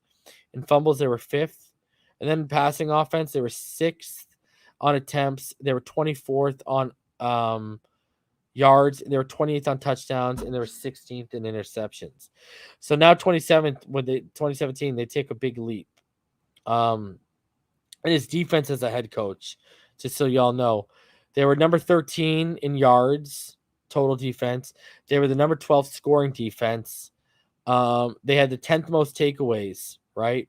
So, and they had the 15th best rushing defense and the 13th best passing defense. So 2017, when they won the Super Bowl, you look at his offense, it was 7th in yards, 3rd in points, 11th in giveaways, 6th in rushing attempts, 3rd in rushing yards, 24th in rushing touchdowns, 4th in yards per attempt, and 22nd in fumbles. You look at it as a passing offense, 13th in attempts, 13th in yards, passing yards, 1st in passing touchdowns, 6th in interceptions, 14th in net yards. And then you look at their defense. Their defense was pretty nasty. I don't know if people remember that 2017 Eagles defense. But check this out. Wait till I read you these numbers. I'll take y'all back. So when you look at them, they were fourth. They were 4th in total yards allowed. They were 4th in points allowed. They were 4th in takeaways. And then when you go to rushing defense, they were the number 1 rushing defense in terms of yards allowed. They allowed the 3rd least touchdowns, and they allowed the 6th lowest yards per attempt. In the passing defense, they were they absolutely killed it. They were sorry, I apologize. They were 17th in yards allowed, 18th in touchdowns, but they were 4th in interceptions and 7th in net yards allowed passing. So such a well-rounded, balanced team. Then in 2018, the offense started to nosedive. Came 14th in yards, 18th in points, and it was 14th the next year in yards, and it was 12th in points, and now it was 20th and 19th in giveaway over the next 2 years, and then it was 20th, in rushing attempts after they won the Super Bowl, and then it was 7th the year after, and then his final year went to 23. Like, now the wheels started to fall off. Like, in the defense really regressed. Like, it dropped down to 23rd in yards, and then it was 10th in yards and 19th in yards. You know what I mean? Like, passing defense, it was 30th the year after because people got paid, people left, right? So he didn't have a really great succession plan in place. Listen, this is in mind, though, that if he's going to come in and he's going to want to move off Tua, you would trust him. If he wants to build around Tua, you would trust him. You know what I mean? So, Doug Peterson at 5 for me. Okay, when we look at number 4, he's grown on me. And the reason why he's grown on me, Dan Quinn, at number 4 is because he could put a staff together. This is the guy, a Another candidate on this list was on his staff. Kyle Shanahan was a coordinator for Dan Quinn. Dan Quinn has been able to put together staffs, and let's be frank, if any coach is going to be able, experienced coach, to be able to handle our defense well, it's going to be one of those guys. So I know everyone remembers Dan Quinn as, he's the guy who blew the lead to the Patriots. But I mean, like, let's stop here and let's look at Dan Quinn for a sec, and let's look at him. This is a pretty good head coach here, man. A pretty good head coach when you look at it. Let's just get into the head coaching stuff, all right? So, because he's been in DC, when you talk about Seattle when he was in 2013, 2014, in 2013 they were the 7th best against the run. The year after, they were the 3rd best run defense. He had the number 1 defense each year in Seattle, obviously, against the pass. When you look at his and when you look at him as a DC this year, the defense has been very good for Dallas. They're they're the 16th against the rush, and they're 20th against the pass, but they've allowed the 7th fewest passing touchdowns. They've got the most interceptions in the NFL. You know what I mean? They got the most takeaways. They're the 7th best scoring defense right now. So he did stuff with them. I mean, you go to Seattle, this was the number 1 scoring defense, the number 1 defense in terms of yards allowed, the number 1 defense in this first year with takeaways, like ridiculous. So let's go to Atlanta, where he started building something, right? So when you go to Atlanta and when you look at it, so he was there from 2015 to 2020, essentially. And remember, this is a guy, he started off as a defensive line coach, in the FCS from 94 to 2000. And then in 2001 to 2004, he was defensive quality control for 2 years, and then defensive line coach for 2 years with the 49ers. Then he became the defensive line coach for 2 years, 2005, 2006 in the Miami Dolphins. Then he was a defensive line coach for 2 years in the New York Jets. Then he was Seattle for 2 years, defensive line coach. Then he went and became a defensive coordinator, D-line coach over for Florida, the Gators. Then he came back as defensive coordinator for 2 years in Seattle, and then he got his head coaching gig, and now he's a defensive coordinator again. So when you look at Atlanta, so he was fired after the week 5 in 2020. You go there and you look at 2016 NFC championships. Matt Ryan had a MVP year under him. So let's look at this. So when you look at the offense under him in 2015, 7th in yards, 21st in points, 26th in giveaways, 16th in rushing attempts, 19th in rushing yards, 12th in touchdowns, 25th in yards per attempt, 28th in fumbles, and then you get into passing, 8th in attempts, 6th in yards, 23rd in touchdowns, 24th in interceptions. On the defensive side, in his first year as a coach, they were the 14th point least points allowed. So they were the 14th scoring defense. They allowed they ranked number 16 in yards allowed. They ranked number 16 in takeaways, and they ranked number 15 in attempts. When you look at the rushing defense specifically, they were 14th in yards allowed, 31st in touchdowns, 15 in yards per attempt. And then when you look at passing defense, they were 15th in attempts. They were 18th attempts against, remember, 18th in yards allowed, 3rd in touchdowns allowed, and then 10th in interceptions and 22nd in net yards allowed. Now, when they took the leap in 2016, they were the number 2 offense in yards, the number 1 scoring offense, the number 1 offense in terms of least giveaways.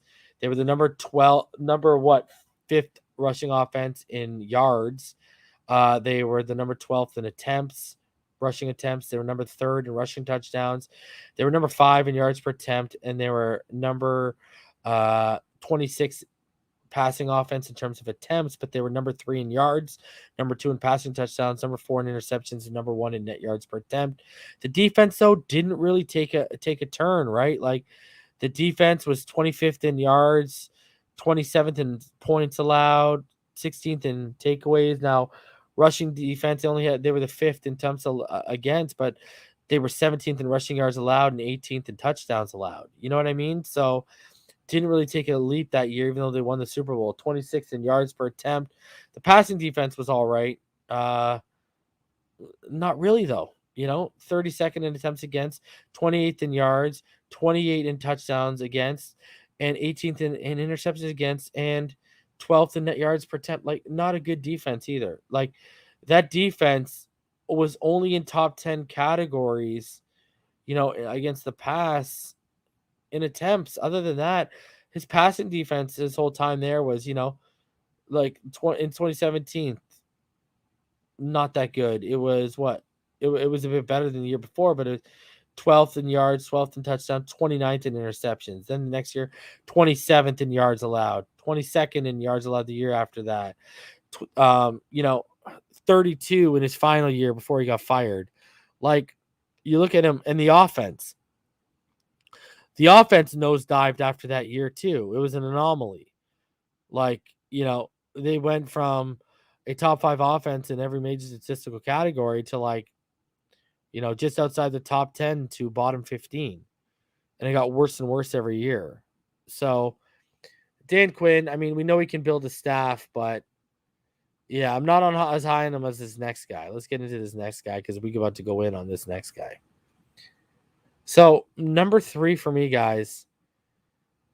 Number 3 for me is this man. Mike McDaniel, the OC out of San Francisco. I love this guy. This is the highest guy I've got ranked that would be a first-time coach. The next 2 are tenured. Listen. This guy might be the next Sean McVay. This guy is a goddamn football savant. Someone tell me otherwise. If we are going with a first-time coach, sign me the hell up for this guy. Because you know what I said to someone? Someone said to me, well, I'm worried it might be a Flores, right? Well, first of all, this is more of a football savant than Flores. But here's the thing. This guy is a genius. Like, a football genius, all right? You look at what he's done. Guys, I want you to tell you the impact. Yeah, this is my man, Crush Irving. I am starting the Mike McDaniel train on Phinside the NFL right now. Okay, they wanted him as an OC last year. He turned us down. All right, let's get into this though. Let's look into this right now. I want people to really realize what we're dealing with here, man. Like, this guy is legit. So people are wondering, if he's too young, is he a leader of men? Well, I'm going to tell you, I'm here to tell you, yes, he is. Guys, did you know John Gruden hired him to design plays? Did you know John Gruden hired this man to design plays?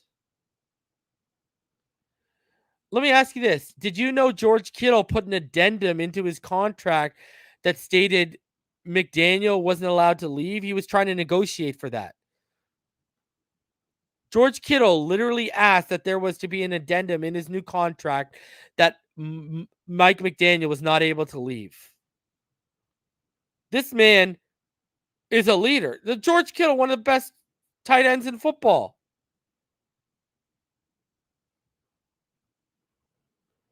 And, I know people. Here's the thing. People want to say, well, he doesn't call plays. Well, guess what? He installs the game plan. He selects the plays for each game. He advises on plays in game. Between drives, he selects plays for the next possession. Guys, actually calling plays is overblown when you do all that. Between drives, he's selecting plays for the next possession. He installs the game plan. He selects the plays for each game. He advises on play calls in game.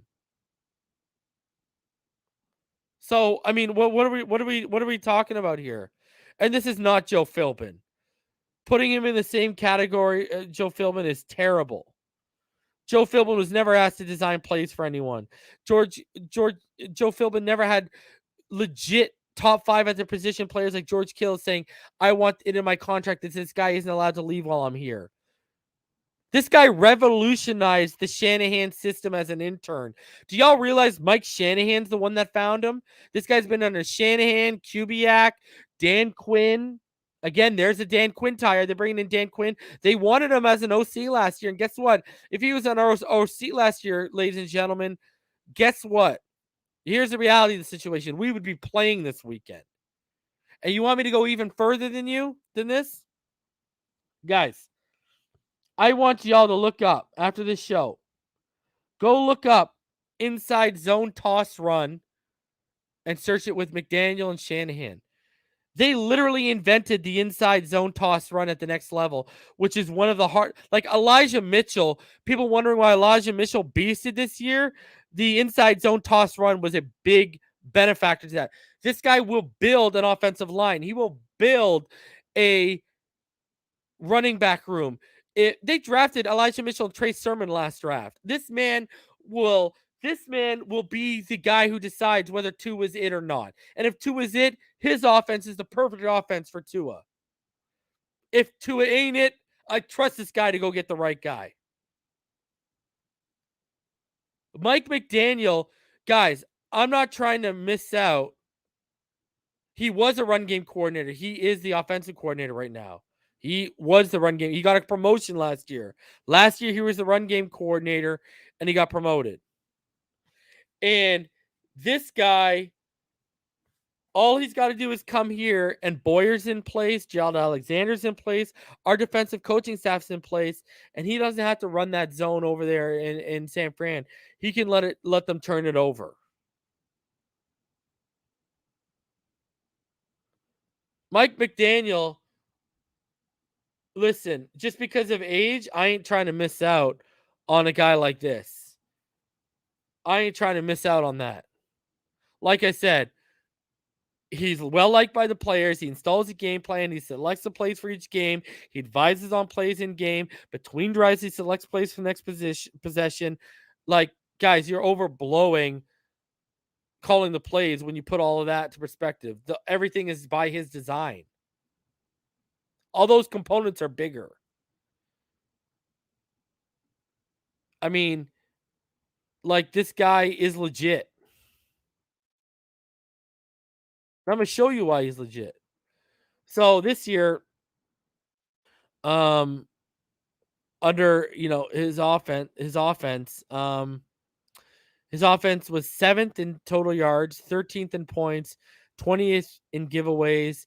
Rushing offense was 5th in attempts, 7th in yards, 5th in touchdowns, 16th in yards per attempt. The passing offense was 29th in attempts, but still 12th in yards, 14th in touchdowns, 14th in interceptions, and number 1 in net yards per attempt.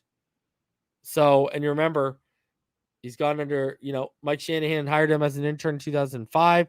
Then he was under as an offensive assistant under Kubiak from 2006 to 2008. Then he went to the UFL. He's a running backs coach for the Sacramento Mountain Lions. Then he's the offensive assistant under Mike Shanahan in Washington. Then he got upgraded to the wide receivers coach in 2013. Then he left, became the wide receivers coach for the Cleveland Browns. Then 2015, 2016, he was an offensive assistant on that NFC champion Atlanta Falcons team under Shanahan. Then he left with Shanahan and became the run game coordinator from 2017 to 2020. And this year was his first year as the offensive coordinator. Guys, I got more. Let's dive into how much I like this guy. I got some clips I want to show everyone about how smart this guy is and the type of personality he is. So I want to show this stuff to you guys because I'm pushing this train. I'm sorry. We pushing this train out here. We riding the Mike McDaniel train out here. So let's get into this. It's some videos I want to show with you guys. So here. Don't worry, this will work because I saved these videos. All right, let's start off with I got 3 videos I want to show you. Let's start off with this one.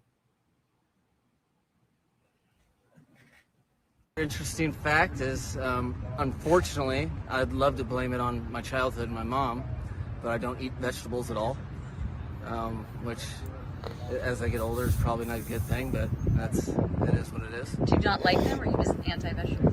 Well, I never liked them, and then I just really started forcing myself to eat vegetables, and I got to salad and stopped, so I don't really look at this guy. This is classic. I do, yes. That's a vegetable. There you go. Oh, well, there you go. Potatoes. Yeah, you're right. Good call. I'm sorry. I had to show that. Non-football related, just to show, like, what an easygoing, funny guy, man. Like, total opposite of Brian Flores personality-wise. But, all right. Check this out. This is Mike McDaniel talking about fitting the offense to match players' skill sets. Check this out.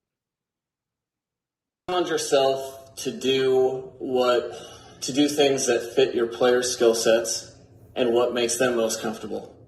You try to avoid, well, we've always done it this way. So you're evolving to whatever your players' skill sets are. And as you spend more time with them and learn the ins and outs of how they play, you recognize, well, this is, Jimmy's a lot more decisive in the gun. He likes to see it. He's delivering tight window throws. How do we implement that more without losing the greatest advantage you have offensively, which is the play and they don't. Minimizing pass exclusive situations, which on first and second down you can do if you have the threat of run out of gun. And we've just kind of evolved. Kyle in 2019 really started noticing that and put pressure on us to evolve our gun run package. And every week you figure out different ways to do some of the same things, maybe a couple wrinkles, but keep the defense honest without being pass exclusive in any situation other than third and 6+ or whatever. So, I mean, you talking like that's perfect. Like, that's the philosophy we need. You're not stuck in your ways. You match your scheme to your player's skill set. The person earlier asking about scheme-wise, this guy tells you he will play to your strengths. And he's going to take that approach to both sides of the football. And people asking if he can build a staff. Guys, it's the same thing with Kyle Shanahan when he left Atlanta. None of y'all knew he could build a staff, but what did he do? He built a staff. Dude, this guy revolutionized Mike Shanahan's offensive system as an intern. That's why Mike Shanahan passed him off to his son, Kyle. Like, scared money don't make no money. I ain't trying to miss out on this all because y'all got PTSD for Brian Flores. Listen, this guy's an actual football savant. This is a guy, when you're an offensive genius, he's built the offensive line, Trent Williams, all these guys. He's been around for the build of that. He knows games are won or lost in the trenches. He knows how important it's going to be to get a right defensive mind in place. And right there, he's telling you he will play to player strengths. Don't think that's for one side of the football. He's going to go look for a coach that fits our personnel defensively. Dude, pedigree. The McVay and the Shanahan tree, that's where you want to be plucking from, not Belichick's tree. I'm sorry, man. So, okay, and then I got one more thing I want to show you guys. Again, just showing, like, this is the guy I want, man. Equally excited for you guys to truly take in how physically imposing I am. So, whenever you guys are ready to start, let's do it. Guys, again. What do we got? You guys got anything going on? Just hanging out in an auditorium? All right. Just gonna drag it out of me, huh? God, make me do all the work. What do you guys got for me? I'm sorry. I apologize. All right, see you guys. So how we doing? What do we got? That's a cool question because that's kind of how your pass game you want it to be. There's a rhythm and timing to everything. I have a history of smaller offensive linemen, but that's really, we haven't invested second-round draft picks into offensive linemen. We'd prefer everyone to be 400 pounds and 6'10", if you could engineer that. That's all. That was fun. See you guys. Like, I'll tell you, this is just to prove this is a totally different. This is a 180 from Brian Flores' personality. Like, I don't think y'all realize George Kittle put this in. The guy wanted an addendum that this guy doesn't leave. The players love this guy. Like, the players love him, and he's smart. Anyways, let's go to some more football stuff. Let's put some football stuff on for you. Here we go. Why do you, I don't know if it's been more this season or I've just noticed it, why do you pitch the ball on inside runs? You know, pitching it straight back, I feel like, you know, normally you expect a pitch to be outside, left or right. What's the value of pitching the ball directly? Let's talk about inside zone toss. The value run. is what you just said. Is you do that when you feel like there's something that the defense is keyed on, and when the quarterback reverses out and tosses the ball, that you might get overplay, or you know there's a ton of different variables, but that would be it in itself. It's the usual. So you try to be sound, but also, you know, just get defenses a hair off, because if they're a hair off, that gives us an advantage. And with a lot of players that we're very confident in, that can be the difference in 3 yards or 15 yards. You know, and he's talking about the zone inside toss, run that him and Shanahan have basically coined at the next level. I mean, the thing is here, guys, yes, he's quirky. Yes, it's all that, but he's likable, but he's also like a genius on top of this. Like, I can tell a lot of you haven't been, I'm seeing, oh, he's weird. Guys, the most talented people in the world are always usually some of the weirdest, bro. Whether they're athletes, whether they're artists, all of them are usually quirky in some sense. This guy is just straight, and we're not going to get him as an OC. He's an OC right now. So get that out of your mind, okay? When you look at first-year offensive coaches, if you look at first-year head coaches, he's better than Dabble. He's smarter than Dabble. I want a guy that my players are going to like.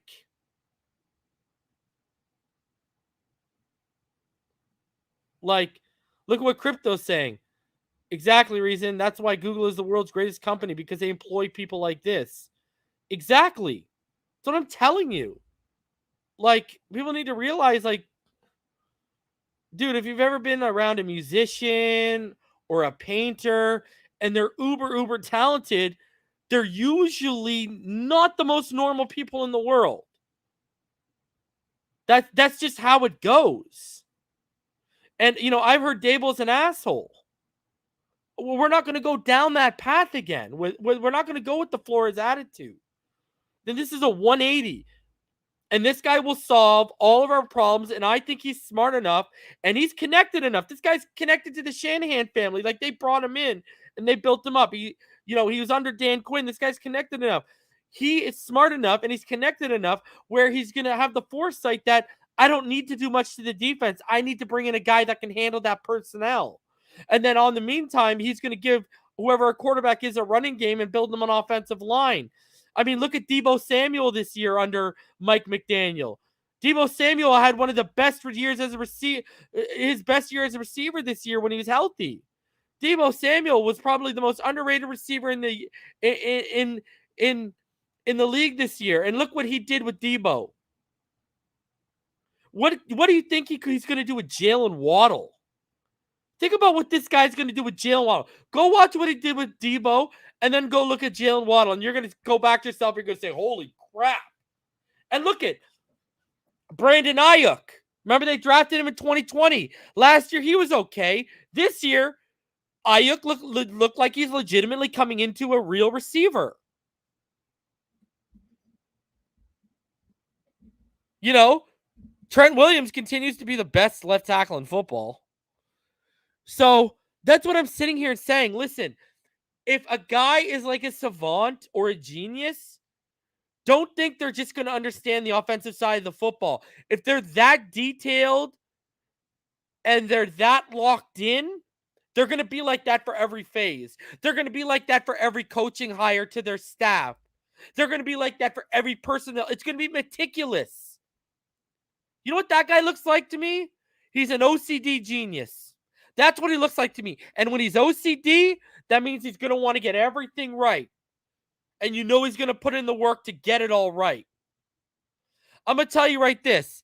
You look at that guy, you think if we would have given him 3 years, let's flip it. He's the offensive guy. So the flip of Flores. You think it would have taken him 3 years to get the defensive coaching staff in place? No.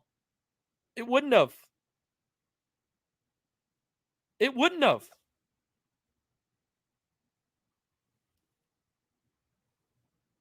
So I'm not assuming a lot. Y'all just haven't done your research. Go do your research. There's literally articles about this guy and people talking about him from the OC search last year. Do your research. Do your research. And like CB's saying, the game is changing. Head coaches have to be player coaches in today's era. Players are soft now. Bring in a couple tough assistants and let them be the bad guys. Good cop, bad cop. That's the recipe. Thank you very much. That is the recipe. Thank you. Stevie, yes, he did help call the offensive plays. Yes. All right. Number 2 on my list. So I went hard on that because that's who I'm going for. But if we're going to go veteran, number 2, give me Jim Caldwell, obviously former head coach, OC. I mean, y'all know I love this guy. Now, I know he's got a, when you look at his coaching record, he's 62-50. He's 2-4 in the playoffs, but he's one of the few guys, if you remember, in 2009, first year as a head coach, when he was promoted, because before that, under Dungy, right? He came up under Tony Dungy. Under Tony Dungy, he was the assistant head coach and quarterbacks coach. He wasn't even the OC. He got given the head coach, right? He won a Super Bowl as the assistant head coach and the quarterback coach. Peyton Manning's only Super Bowl as a Colt, right? He was on that team. And then in 2009, he got promoted to head coach, and they went with Peyton Manning. They went to the Super Bowl that year, 14-2, AFC champions. You look at the passing offense, it was number 2 in attempts, number 2 in yards, number 1 in touchdowns. You look at the rushing offense, it was 32nd in yards, 12th in touchdowns. The next year wasn't much better. In 2010, it was 29 in yards and 12th in touchdowns. And then you look at 2011, it was 26 in yards, 26 in touchdowns. But the passing offense, obviously, because Peyton Manning was there, it was obviously top 3, top 2 each year. The defense under him, though, it was okay. I mean, they were, the 24th rushing defense the year they went to the Super Bowl, and they were the number 14th against the pass. In 2010, they were 13th against the pass, and they were 25th against the run. So, kind of a dip. And then his last year was the year, I believe, Peyton Manning got hurt, and they just dropped to like bottom of everything. They bombed out, and they won the Andrew Luck lottery, right? And then he went to Detroit. He got hired. I apologize. He went to Baltimore as an OC. And as an OC in Baltimore, remember, they won the Super Bowl with him as one of the OCs. As the OC. My bad. I apologize. Because he was the quarterback and interim offensive coordinator in 2012. And then in 2013, he was the offensive coordinator. So he was the offensive coordinator for the Super Bowl winning team in Baltimore. I like the guy. He's one of the most well-liked guys around the league. He's a player's coach, but he's also a smart offensive mind. Again, like McDaniel, I would trust him with whoever the quarterback is, and also to get the offense right. And he can build a staff. I mean, look what he did in Detroit. They, 11-5, then 7-9, then 9-7, and then 9-7 again. Like, the guy should get a gold jacket. I think he had three out of his 4 years. He got playoff appearances in Detroit. And you look at those Detroit teams with Stafford, they were still, I mean, you take a look at the 11-5 team in 2014. They were, as an offense, they were only 19th in yards, 22nd in points, but they were 6th in giveaways. Passing, they were 25th in attempts, 28th in yards, 17 in touchdowns, 29th. But sorry, that was rushing. My bad. Those numbers were rushing. They were 25th in attempts, 28th in yards, and 17 in rushing touchdowns. Passing, though, under Stafford, they were 9th. They were 11th in attempts. They were 12th in touchdowns, and they were 17th in wow, what is going on here? They were 12th in yards, 17th in touchdowns, 8th in interceptions. And then as a defense, great defenses in Detroit. That 2014 defense was really good. It was number 2 in yards. It was the number 3 scoring defense. It was number 8 in takeaways. It was number 2 in rushing attempts against, number 1 in rushing yards allowed, number 5 in rushing touchdowns, number 1 in yards per attempt. And then obviously passing defense, it was 13th in passing yards allowed, 11th in passing touchdowns allowed, 13th in third in interceptions, 6th in net yards allowed. Now it did dip after that, and he never got quite that same production from his defense. It went to kind of a middle of the pack, 17th to 25th ranked defense for the rest of his time there. But he put together a pretty decent team. And then he always had a good offense under Stafford, and this guy's, he's been under the Stafford. He's worked with Flacco. You remember with him as with Caldwell as the offensive coordinator, Flacco had that amazing playoff run. I don't know if y'all remember. It was awesome, and they won the Super Bowl. He didn't turn the ball over. He was a definition of efficient, right? So Jim Caldwell for me would be my number 2 pick. And then my number 1 pick is obvious. If y'all be following me, I want Jim Harbaugh over everyone. I think this is the guy who can write our offense. I think he can build a staff. I think he can, I think he's, we got to get into it. I mean, he's 5th all time in winning percentage. I mean, the guy's legit. I mean, coaches for 4 years in San Francisco, and he goes to 3 NFC championships and 1 Super Bowl. And like I said, if you want to give him 2, I believe 2 is Alex Smith was a higher ceiling, and he rejuvenated Alex Smith's career. If you want to give him Watson is the elite version of Colin Kaepernick's skill set, and he's with a higher football IQ. So he could make either one of those guys work. I mean, he went 13-3 with his first year with Alex Smith. So, and you look at his defenses under him, like, dude, like number 1 rushing defense in 2011, number 4 in 2012, number 4 in 2013 rushing defense, number 7 in 2014 when he was 8-8. You look at his passing defense, 16th in his first year, 4th in his second year, 7th in his third year, and then 5th in his 4th year. Like, the defense was always legit under him as well. And then you look at, the rushing offense, the first year there, number 8 in rushing yards. Second year there, number 4 in rushing yards. Third year there, number 3 in rushing yards. Fourth year there, last year, number 9 in rushing yards. Sorry, my bad. Number 4 in rushing yards. He was 8-4, 3-4. So 8th in his first year, 4th in his second year, 3rd in his third year, 4th in his 4th year. And then you look at touchdowns, 12th rushing touchdowns his first year most, 6th most rushing touchdowns his second year, 4th most his third year. Like, the guy's legit. And his passing offense, he was 29th in yards, 24th in touchdowns his first year, but he was 1 in interceptions. You know what I mean? Like, even when the guy, even when he couldn't get the most out of the position, he got the most out of the position. You know what I mean? So I don't think there's a better, and I still don't believe they're not dipping their toes in that. I don't believe that for a minute. I think that's the biggest lie that they've told. I want Jim Harbaugh, and this guy would bring in Fangio. Imagine Harbaugh and Fangio taking over this team. Oh my God.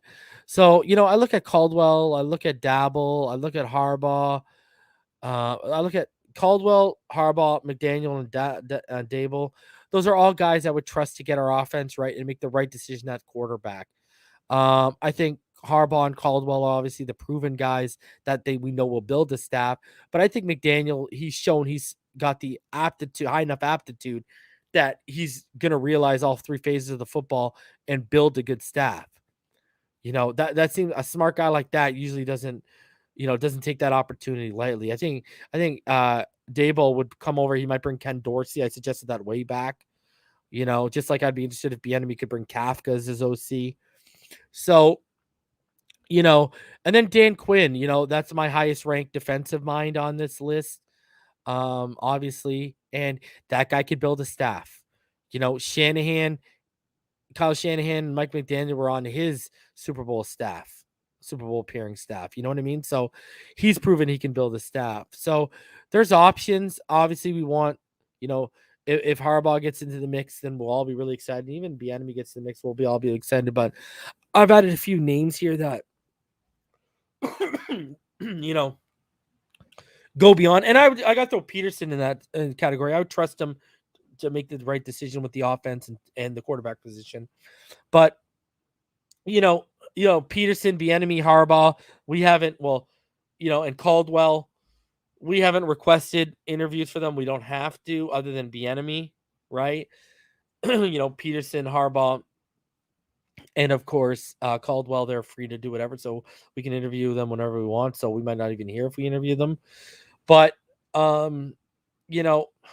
there's a couple guys on here so that haven't been publicly made knowledge, but I think they're going to dip their toes on them. Again, especially with these top three, I'm in love with these top three choices. I'm going to tell you that right now. I think these top three, I think the top four choices are an upgrade over Flores.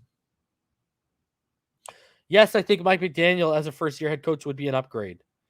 Yes, I think Dan Quinn is an upgrade. Yes, I think Harbaugh is clearly an upgrade. Yes, I think Jim Caldwell is an upgrade.